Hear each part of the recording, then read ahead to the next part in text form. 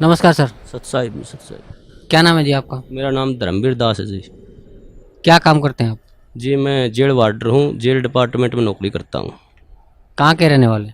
मेरा गांव कंडेला, जिला जींद, हरियाणा का निवासी हूँ जी मैं। संत रामपाल जी महाराज की शरण में कैसे आए? ये बहुत लंबा प्रकरण है, इसको मैं थोड़ा विस्तार से बताऊँगा आपके सामने। मैं जिस टाइम ये करौथा कांड हुआ उस टाइम रोहतक जेल पर वार्डर के पद पर था, और बहुत तरह बात सुनी एक भाई ऐसे हुआ करौथा कांड, ऐसे सुनते थे अखबारों में हर रोज़। तो बड़ा दुख हुआ ये बातें सुनकर, भाई ये संत सभी ऐसे ही करते हैं। तो फिर कुछ दिन के बाद पता चला भाई संत रामपाल जी महाराज रोहतक जेल में आएंगे।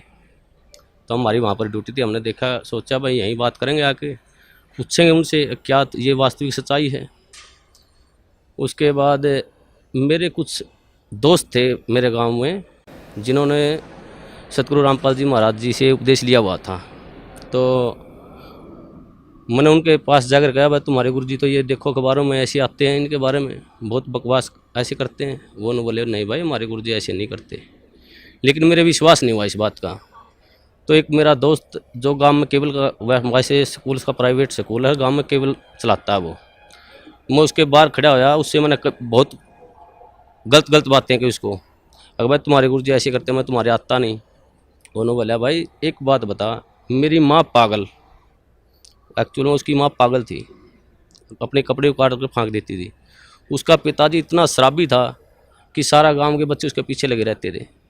उन्होंने बोला भाई जब मेरे घर में मेरी माँ पागल से ठीक होगी, मेरा पिताजी शराब पीता था, आज एक नंबर का इंसान हो गया, मैं उस सुख को कैसे भूल जाऊँ, मैं कैसे ये कह दूँ भाई संत रामपाल जी महाराज मेरे गुरु जी के पास मतलब ये ज्ञान नहीं है, उनसे ये फ़ायदा नहीं होता, मैं मेरा जो फ़ायदा हुआ है उसको कैसे अनदेखा कर दूँ। इस बात का मेरे कोई असर नहीं हुआ। मैं उसको कह के, वो बोला अरे चाय तो पीता जाए, मैं बोला नहीं भाई मैं चाय नहीं पीऊँगा, मैं चला गया। तो फिर उसने मेरे पास फ़ोन कराया कि भाई हमारे गुरुजी आपके पास जेल में आ रहे हैं, आप उनको शिष्टाचार से बातें करना, आप कदे आप आपके भागी हो जाओ। एक मेरा बड़ा भाई ओम प्रकाश नाम है उसका, उससे भी पहले वो करौथा कांड में सह परिवार जाया हुआ था, उसको भी मैंने फ़ोन पर बहुत ज़्यादा बातें की, भाई तुम वहाँ क्या करने गया था, आज फंस गया। होती ये कहा फ़ोन पे मेरे को, अगर भाई मैं तुम्हारे को ही छोड़ दूंगा, मैं गुरुजी को नहीं छोड़ सकता। फिर भी मेरी बुद्धि ने काम नहीं करे, भाई एक भाई ये कह रहा है भाई तुम्हें ही छोड़ दूंगा, गुरुजी को नहीं छोड़ सकता। फिर भी मेरी बुद्धि ने काम नहीं कराया, मैं भाई ये तो पागल हो गए। उसके बाद फिर गुरुजी जेल में आए। जेल में आने के बाद वो दिन बहुत, मैं उस दिन को बहुत खुशकिस्मत मानता हूँ कि उस दौरान मेरी जहाँ पर गुरुजी बंद थे वहाँ पर मेरी ड्यूटी लगी हुई थी। तो गुरुजी आए, जैसे आके वहाँ बार के अंदर लेट के, शाम को तो हमने ये सोचा भाई गुरुजी अब आए हैं, रिमांड से आए हैं, अब तो इनको आराम करते, सुबह बातें करेंगे। जब ही सुबह ड्यूटी हो, फिर मेरे ड्यूटी वहीं लगनी थी, वहीं परमानेंट ड्यूटी होती थी एक महीने के लिए, मेरी वहीं ड्यूटी थी। उसके बाद गुरुजी यूँ से सुबह जैसे ही गुरुजी को मैंने नज़दीक ही गया, गुरुजियों ने मेरे से पूछ लिया अक भाई हवलदार कौन से गांव का है तू? माँ जी मैं कंडेला गांव का। गुरुजियों ने कहा भाई कंडेले के तो बहुत भगत हैं मेरे। माँ जी हाँ बहुत भगत हैं। हाँ गुरुजी संत रामपाल जी महाराज ने मेरे ही बड़े भाई का नाम ले दिया, एक ओम प्रकाश है भाई मेरा कंडेला का बहुत बढ़िया भगत है। देखो कितनी अखबार में कितनी सुनने के कारण मैं अपने भाई को मना कर दिया कि मैं नहीं जानता। इतना बुरा प्रचार सुनने के बाद मैंने अपने भाई को भी खुद मारा, माँ जा भाई मैंने ये कह दिया जी मैं नहीं जानता उसको। गुरुजी ने कहा भाई जान या ना जान मेरा भक्त है वो। माँ जी ठीक है। गुरुजी ने मेरे को बिठाया, सृष्टि रचना सुनाई। मेरे को सृष्टि रचना सुनाने के बाद गुरुजी ने कहा बेटा ये बिल्कुल सत्य है जो सृष्टि रचना मैंने तेरे को सुनाई है, इसको आपने ऐसे लगेगा जैसे ये मनगढ़ंत कहानी है। तो मैंने सृष्टि रचना सुनने के बाद मेरी ड्यूटी ऑफ हो गई, मैं चला गया। उसके बाद मैं संपर्क में, जैसे ही ड्यूटी होती हमारे गुरुजी में संपर्क में चला जाता, मैं वहाँ बैरक पे चला जाता और पूछता रहता। एक दिन मैंने वैसे पूछा गुरुजी आपके जो भगत हैं ये आपको परमात्मा मानते हैं? तो बोले भाई हाँ जी परमात्मा मानते बेटा मेरे को। माँ जी नहीं मानते परमात्मा, क्योंकि मेरे अंदर तो अड़ंगा भरा हुआ था, मैं 2 कौड़ी का इंसान। तो उन्होंने बोले क्या बात है बेटा? माँ जी जब आप भगवान मान लिए तो फिर उल्टा कदम क्यों रखना?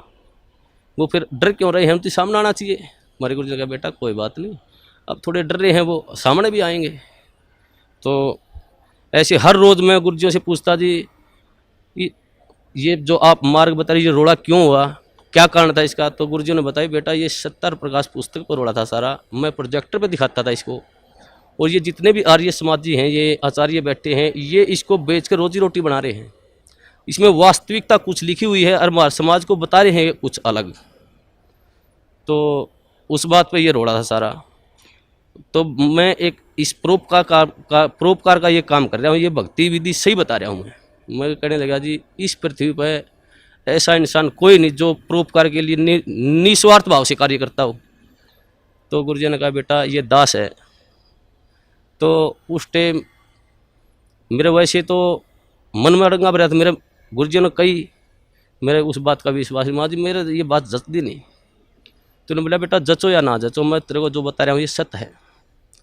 तो उस प्रभाव से मैं गांव में जो मेरा दोस्त केबल चलाता था उससे कहने लगा मैं तू कैसेट चला कर गुरुजी ज्ञान में ज्ञान, तो तत्व ज्ञान संदेश की कैसेट थी, उसमें जैसे मैं हर रोज़ घर जाता रहा तो वो कैसेट चलवा देता। एक दिन मैं कैसेट सुन रहा था, रात के 9:30-10 बजे का टाइम था। तो एक कैसेट इतनी मार्मिक कैसेट थी, उसमें मैं क्या बताऊँ, मेरे गुरुजियों के लिए मेरा हृदय फाट गया था। वो परमात्मा सतगुरुदेव उन्होंने कहा कि इस दास की जीभ कट जाए अगर झूठ बोलता हो तो मैं इस परोपकार समाज के लिए ज्ञान छुड़ा रहा हूँ। तो गुरुजियों ने वो ज्ञान सुना, मेरे भीतर में लगी वह बात, भाई ये संत ये कह रहे हैं कि दास की जीभ कट जाए और मैं कोई स्वार्थ नहीं मेरा। तो मेरे वह बात भीतर में लगी। उस दौरान फिर मैंने वो बात गुरुजियों से कही, माँ गुरुजी ऐसे ऐसे कैसेट सुनी आपकी, बहुत निर्मल ज्ञान है। फिर मेरा जो भीतर अड़ंगा भरा हुआ था वो बार बार फिर वो वापिस हटा देता था उस ज्ञान को। एक दिन रात को 2 बजे मेरी ड्यूटी थी, मैं गुरुजियों के पास गया तो गुरुजियों ने फिर बिठा के मेरे को कहा बेटा ऐसे भक्ति करनी चाहिए परमात्मा की। तो गुरुजियों ने जो सुनाया सारी भक्ति बताने के बाद कहा बेटा आज तेरे कुछ समझ में बात। मेरे मुंह से ऑटोमेटिक, वैसे मैं कहना भी नहीं चाह रहा था मेरे से, यार जी आप बिल्कुल सत्य है, आपका ज्ञान बिल्कुल सत्य है, मैं ही ऐसा पापी हूँ जो मेरे अंदर नहीं समा रहा ये ज्ञान। तो हमारे गुरुजी ने कहा बेटा अब समाएगा ये ज्ञान तेरे अंदर, अब समाएगा। उस दिन से मेरे अंदर वो ज्ञान बिल्कुल भीतर समाने, जो गुरुजी कहते सारा समाने लग गया। एक दिन जैसे ही गुरुजी ऐसे घूम रहे थे, मैं भी वहाँ पर बैठा, जब लोग मैंने उपदेश नहीं लिया था, मैं वैसे ज्ञान सुनता था मैं। तो एक भक्त ने एक जैसे मुलाजिम आया, वो मेरे साथ का साथ थी, उसने आते ही गुरुजियों से कहा, हंसते हुए कहा अक जी आपको तो मिट्टी में मिला दिया। हमारे गुरुजी ने कहा हाँ बेटा मिट्टी में मिला दिया भाई। लेकिन ऐसा उदाहरण दिया हमारे गुरुजियों ने एकदम से सटीक, भाई जमींदार 40 किलो अन्न मिट्टी में मिलाता है, 70 मन उठा के ले जाता है वहाँ से। वैसे तो इस पृथ्वी पर संत आता वो जेड़ मारना नहीं चाहिए वैसे तो, लेकिन इस संत को, इस दास को याद कराया करेंगे कि उन दुष्ट आचार्यों ने अपनी रोजी रोटी के लिए ऐसे संत को जिसकी आंखों में बिठाकर पूजा करनी चाहिए उसको जेल में डलवा दिया। ऐसा मार्ग जो पृथ्वी पर संत जनापा जी महाराज जी चला रहे थे, उस मार्ग को लगभग 2.5 वर्ष के लिए बंद करवा दिया। ऐसा मार्ग, हे परमात्मा, ऐसा गुरुजियों से वहाँ देखता, जो गुरुजियों पर आरोप लगाए गए, ऐसे आरोप, इंसान पागल होकर मर जाए, ये तो समर्थ परमात्मा है। इन्होंने तो वहाँ पर इतनी भी शकीन नहीं थी इनके, हर बार ऐसा निर्मल ज्ञान, ऐसा प्यारा ज्ञान। फिर उसके बाद हम गुरुजियों से मैं कहता हूँ गुरुजी नाम उपदेश देवदास को, तो मेरे गुरुजियों ने मेरे को मना कर दिया कि बेटा अभी नहीं, आप और थोड़ा समझो ज्ञान को, और थोड़ा ज्ञान को समझो, उसके बाद लेना गया आप उपदेश। मैं घर जाता कैसेट चलवा लेता, मेरे जो दोस्त था उससे, भाई कैसेट चला गुरुजियों की, वो कैसेट मैं सुनता रहता। तो जैसे मेरी भक्तमती थी, मेरी घरवाली थी, वो मैं बाहर जाता तो ऑफ कर देती चैनल को, दूसरा लगा। मैं कहता जी आप इसको बंद मत करो, ये मैं सुनता हूँ, आपने नहीं सुनना तो आप आराम से वो करो। तो मैं हर रोज़ सुनने लग गया गुरुजियों का ज्ञान, तो वो मेरे भीतर समाता गया। उसके पश्चात कई बार गुरुजियों से वहाँ पर जेल के अंदर, जैसे मैं गुरुजियों से बताता गुरुजी आपके ये सत्संग सुना मैंने, तो गुरुजी फिर दोबारा बताते मेरे को। तो ऐसे होते होते लगभग 6 महीने चले गए और 1 साल से ऊपर लगभग 1.5 साल गुजर गया। फिर मैंने, मेरी ड्यूटी प्रशासन ने मेरे को क्या कराया कि ये तो संत रामपाल जी को मिलने जाता है, इसकी ड्यूटी बाहर लगा दो जेल से। मेरी ड्यूटी बाहर लगा दी गई। बाहर लगाने के बाद अंदर मेरे को जाने नहीं दें, ज्ञान और नाम उपदेश मेरे को मिला नहीं। एक दिन वैसे गुरुजी, सोमवार का दिन था, 24 अगस्त को 2 बजे गुरुजी मुलाकात पर आए हुए थे। उन्होंने आने के बाद मैं जैसे ही मौका लगा कर डोडी में चला गया और मैंने ऐसे गुरुजियों की तरफ ऐसे आदर भाव से प्रणाम किया। गुरुजी ने इशारा कर दिया मेरी तरफ, बेटा इधर आ जाए। मैं चला गया।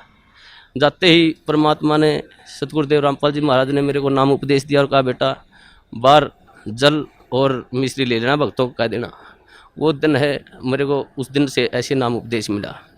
तो हमारे नाम उपदेश लेने के पश्चात जो प्रशासन था, जेल प्रशासन, सभी मुलाजिम, सुप्रिटेंडेंट, सभी हमारे खिलाफ, 2-4 और दोस्त थे मेरे साथ, कई और दोस्त थे जिन्होंने साथ में नाम लिया था। तो प्रशासन खिलाफ हो गया। उन्होंने एक दिन हमारे को बुलाया और कहा भाई आप वर्दी में लेटते हो, यहाँ उस रामपाल के चरणों में पढ़ते हो, आप यहाँ पर सारा प्रशासन ये महसूस करते हैं, बेइज्जती महसूस करते हैं। हमने कहा जी परमात्मा की बातें हैं, हम तो कौन कहने वाले हैं। परमात्मा ने की दास है, सतगुरुदेव रामपाल जी महाराज की दास है। मैंने जेल सुप्रिटेंडेंट को कहा जी आप जिस वक्त ड्यूटी पर आते हो आप परमात्मा को मानते हो? तो वो कहने लगे जी मैं मानता हूँ। उस सुप्रिटेंडेंट को मैंने कहा जी आप जब घर से आ रहे हो तो रास्ता मंदिर पड़ता हो तो आप वहाँ झुको नहीं गए, उसके प्रणाम नहीं करोगे? जी बोले भाई मैं करके आऊँगा प्रणाम। तो मैंने कहा जी हमारे तो परमात्मा सतगुरु रामपाल जी महाराज है, मंदिर भी हमारे, तो ये सब कुछ ही है जी, हम नहीं रुक सकते जी, हम प्रणाम करेंगे ही करेंगे। आप हमारे को सस्पेंड करो, डिसमिस करो, कुछ भी करो। तो उन्होंने बोले भाई ठीक है, तुम नहीं मानते तो करते रहो। तो ऐसे ही सारा प्रशासन का ये सिस्टम चलता रहा जी। उसके पश्चात जिस टाइम ये क्रोथा कांड हुआ, उसके पश्चात जब ये क्रोथा कांड हुआ था, हमारे पास डीसी ऑफिस से और एसपी ऑफिस से 2-4 मुलाजिम आते थे जेल पर, वहाँ पर पुलिस के। तो हम उनसे पूछते थे भाई वहाँ पर क्रोथा कांड ऐसे हुआ, आप वहाँ थे, मौजूद थे वहाँ पर? वो कहते थे भाई हम वहाँ पर मौजूद थे, ये बातें सारी सच्चाई हैं। तो ऐसे वो हमारे को बता करते कि दोस्तों साथ में उठते बैठते खाते पीते थे वहाँ पर। फिर जब हमें ज्ञान हुआ, गुरुजियों ने बताया भाई ये सौदा अलग था, सत्यार प्रकाश का रोड़ा था, सच्चाई ये है। तो फिर हम उसे बहस करने लगे, भाई तुम वहाँ बताओ वहाँ पर ऐसे हुआ था और ये गुरुजी बता रहे हैं ऐसे, सच्चाई है ये। तो एक दिन मैं उनसे ऐसे बहस कर रहा था, भाई तुम झूठ बोलते हो। फिर एक मुलाजिम ने मेरे को बताया, बोला भाई सत्य है, हम उस टाइम झूठ बोलिया कर दे, ये सच्चाई नहीं, सच्चाई जो तुम बता रहा है ये है सत्य। जब मन में आए परमात्मा, ए सतगुरुदेव, ऐसे जुल्म ढाए उन दुष्टों ने, फिर भी ये समाज, फिर भी देखो कितने झूठ, एक दोहरा रोटी खाने वाला आदमी झूठ बोल रहा है, हम झूठ बोलिया कर दे एक भ्रमत करने के लिए।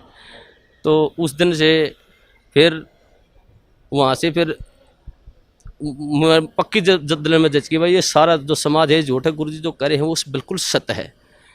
उसके पश्चात हम गुरुजियों के साथ रहते थे, जाते थे, प्रणाम करते थे।